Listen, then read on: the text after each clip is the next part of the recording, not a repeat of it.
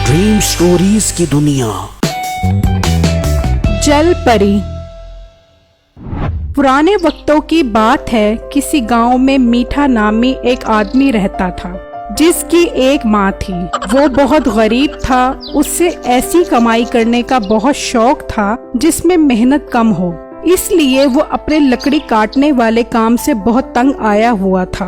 वो दरिया के किनारे लकड़ी काटता और उसे शहर बेचता था, फिर उन पैसों को संभाल कर रख देता था। यहाँ तक कि वो अपनी माँ की दवाइयाँ भी मुश्किल से लेकर आता था। एक दिन मीठा लकड़ियाँ काट रहा था।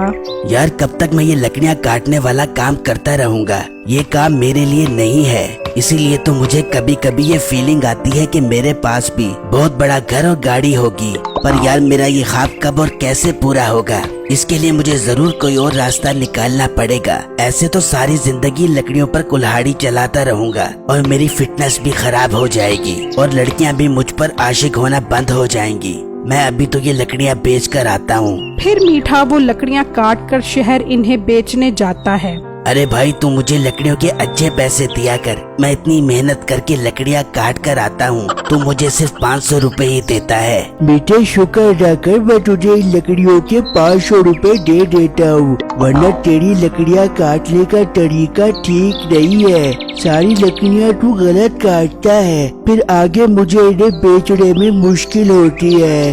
हाँ हाँ, कह दे तू मुझे लकड़ियाँ काटनी नहीं आती। तूने फिर बेटा मेरा लकड़ियाँ काटने का तरीका ही नहीं देखा। तू कभी चल मेरे साथ, मैं तुझे दिखाता हूँ कि मैं किस कारीगरी से लकड़ियाँ काटता हूँ। बस बेटे, तेरी सारी फनकारियाँ इस लकड़ियों से नजर आ रही है। तुझे 500 रुपए ही मिलेंगे। यार भाई, तो क्या हो गया? भाई की थोड़ी सी हेल्प ही कर दे। मैं तो ये लकड़ियाँ मजबूरी में काटता हूँ, वरना ये काम मेरे लिए नहीं है। और तुझे पता है कि मैं बहुत जल्दी अमीर होने वाला हूँ। आज तू मुझे 100 रुपए ज्यादा दे दे, मैं तुझे 500 रुपए दूंगा। इस तरह की फनकारियाँ मेरे सामने मत कर। इस तरह के गाहक मेरे पास रोज आते हैं। तू शाबाश 500 पकड़ और यहाँ से चलता बन। फिर मीठे ने उससे 500 रुपए लिए और वहाँ से चला गया और अपने घर आया तो उसकी माँ ने कहा, मीठे बेटा, मेरी दवाइयाँ खत्म हो गई हैं, आज दवा तो ला दे। ये सुनकर मीठा बोला, अम्मा मुझे एक बात बता, मैं रोज के 500 रुपए कमाता हूँ और उनमें अगर मैं तेरी दवा लाऊं तो मेरे पास बाकी क्या बचेगा? तू गंदी गंदी चीजें खाती है और फिर दवा के लिए मुझे तंग करती है। देख अम्मा, तू कोशिश किया कर, दवा के लिए मुझे तंग मत किया कर। और सुबह गरम गरम पानी पिया कर, उससे मैदा साफ रहता है तो तेरी बीमारी भी खत्म हो जाएगी। वाह वाह बेटा वाह, बहुत हक अदा कर रहा है माँ का। तुझे माँ के मकाम का पता ही नहीं है। तू इतना छोटा सा था जब तू पैदा हुआ था। अम्मा थोड़ा बड़ा कर, इतना तो कुत्ते का बच्चा होता है। तो बेटा, तू किसी कुत्ते से कम तो नहीं है। अम्मा बस बहुत हो गई मेरी इंसल्ट। मैं जा रहा हूँ और कोशिश किया कर, मुझे दवा के लिए तंग मत किया कर। ठीक है बेटा, खुश रह। मैं माँ हूँ, फिर भी तुझे दुआ ही दूंगी। मीठा अपनी माँ की इज्जत नहीं करता था, उसे माँ के दर्जे का पता नहीं था। फिर मीठा जंगल में लकड़ियाँ काटने गया। मीठा लकड़ियाँ काट रहा था तो कहने लगा, आज अम्मा को दवा ला देता हूँ, वरना ये हर वक्त तंग ही करती रहेगी। ये कहा तो पानी से एक जल परी निकली। मीठा इसे देखकर परेशान हो गया। मैं तुम्हारी सारी बातें सुन रही थी। तुम बहुत परेशान हो और अपनी माँ की दवाई के लिए बहुत फिक्रमंद हो। मैं तुम्हारी मदद करना चाहती हूँ। जल परी को देखकर मीठा खुश हो गया और कहने लगा, हाँ जल परी, मैं अपनी माँ का बहुत ख्याल रखता हूँ और उनकी बहुत खिदमत करता हूँ, लेकिन मेरे पास पैसे ही नहीं होते उनका ख्याल करने के लिए। मैं उनकी बहुत सेवा करना चाहता हूँ। मुझे बहुत खुशी हुई कि अभी इस दुनिया में बहुत अच्छे लोग मौजूद हैं जो अपनी माँ से बहुत प्यार करते हैं। प्यार प्यार का लफ्ज तो बहुत छोटा है। मैं तो अपनी माँ पर जान देता हूँ। बस ठीक है, तुम अपने घर जाओ। मैं रोज तुम्हारे घर एक मोती फेंक जाया करूँगी। तुम इसे बेच देना तो तुम्हारे पास बहुत पैसा आ जाएगा।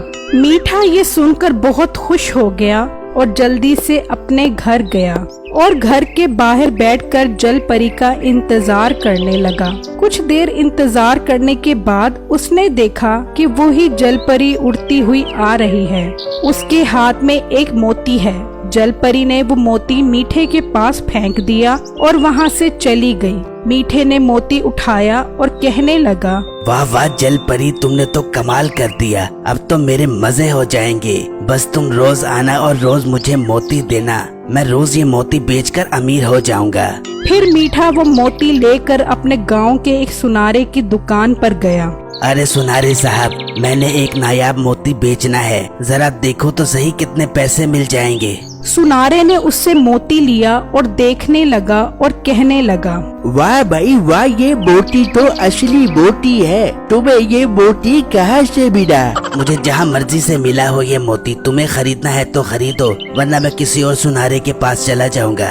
नहीं नहीं भाई, खरीदता हूँ। ये मोती तो बहुत प्यारा मोती है। हाँ प्यारा तो बहुत है, असल में हम हैं ही इतने अमीर लोग, हमारे पास तो ये मोती भरे पड़े हैं। तो आज मेरा दिल किया कि चलो एक मोती बेच दूं। अगर अच्छी कीमत मिलेगी तो रोज मोती लेकर आऊंगा। ठीक है भाई, तुम रोज मेरे पास मोती लेकर आया करो, मैं रोज खरीद लूंगा। वैसे मैं तुम्हें इस मोती के 10,000 रुपए दे सकता हूँ, इससे ऊपर नहीं। 10,000 रुपए? ये मोती बहुत नायाब है, इतने थोड़े पैसे मैं नहीं लूंगा, थोड़ा रेट बढ़ाओ। ठीक है, मैं इसके तुम्हें 15,000 दूंगा। मुझे सौदा मंजूर है। ये कहकर मीठा वहाँ से चला गया और कहने लगा, अब मैं जल्दी घर के बाहर जाकर बैठ जाता हूँ और उस जल परी का इंतजार करता हूँ। इस तरह मीठा रोज घर के बाहर बैठता और रोज जल परी उड़ती हुई आती और एक मोती फेंक कर चली जाती। मीठा रोज वो मोती बेचता और पैसे इकट्ठे करता। इस तरह मीठे ने एक बहुत अच्छा घर और गाड़ी बना ली थी। एक दिन मीठा अपनी गाड़ी में जा रहा था कि मीठे को एक आदमी मिला। अरे भाई, क्या तुमने एक जलपरी देखी है जो अक्सर इस गाँव में आती है? क्यों, तुमने क्या करना है उस जल परी का? अरे भाई, जो उस जलपरी को पकड़ेगा तो चौधरी साहब उसे घर, गाड़ी और बहुत सारी जमीनें देंगे। अगर मैं वो जल परी पकड़ कर लाऊं तो? फिर तुझे बहुत सारा इनाम मिलेगा। ठीक है, अपने चौधरी से कहो ये सब चीजें मेरे नाम करने का बंदोबस्त करे। कल मैं जल परी पकड़ कर ले आऊंगा। मगर तुम कैसे पकड़ोगे? अरे मैंने बहुत बड़े बड़े मिशन पूरे किए हैं, ये तो कुछ भी नहीं है मेरे सामने, और पैसों के लिए तो मैं कुछ भी कर सकता हूँ। फिर अगले दिन मीठा एक पिंजरे में बंद हो गया और जल परी का इंतजार करने लगा। और कुछ देर बाद वो जल परी मोती डालने आई तो मीठा बोला, जल परी बाजी, कोई मुझे इस पिंजरे में बंद कर गया है, आप मुझे इस पिंजरे से निकाल दें। फिर जल परी मीठे को निकालने के लिए उस पिंजरे में आई तो मीठा दूसरी तरफ से निकल गया और पिंजरा बंद कर दिया। ये तुम क्या कर रहे हो? मैं तो तुम्हारी मदद कर रही थी। आई एम रियली सॉरी जल परी, तुम्हें पकड़ने के बदले मुझे बहुत सारा सोना और जमीन मिलेगी। तुम तो मेरे लिए एक छोटा टन ऐसा मोती लेकर आ जाती हो। मैं बहुत जल्दी अमीर होना चाहता हूँ, इसलिए मैंने तुम्हारा सौदा कर दिया है। इतने में वही आदमी भी वहाँ आ गया। गुड बेटे, तुमने बहुत अच्छा काम किया है। चौधरी साहब भी यहाँ आ रहे हैं। इतने में जल परी के जहन में एक तरकीब आई। मीठे, तुम मुझे इसमें से निकाल दो, मैं तुम्हें उससे भी ज्यादा सोना, हीरे और मोती दूंगी और तुम्हारा पूरा घर हीरो से भर दूंगी। अरे वाह, मेरी तो निकल पड़ी। ठीक है, मुझे सौदा मंजूर है। अरे पागल मत बनो, ये वापस नहीं आएगी, इसे जाने मत दो। चौधरी साहब तुम्हें नहीं छोड़ेंगे। तू चुप कर, ये मुझे इतना कुछ देगी कि मैं तेरे चौधरी जैसे 10 चौधरी खरीद लूंगा। ये कहकर मीठे ने पिंजरा खोल दिया और जल परी निकल गई।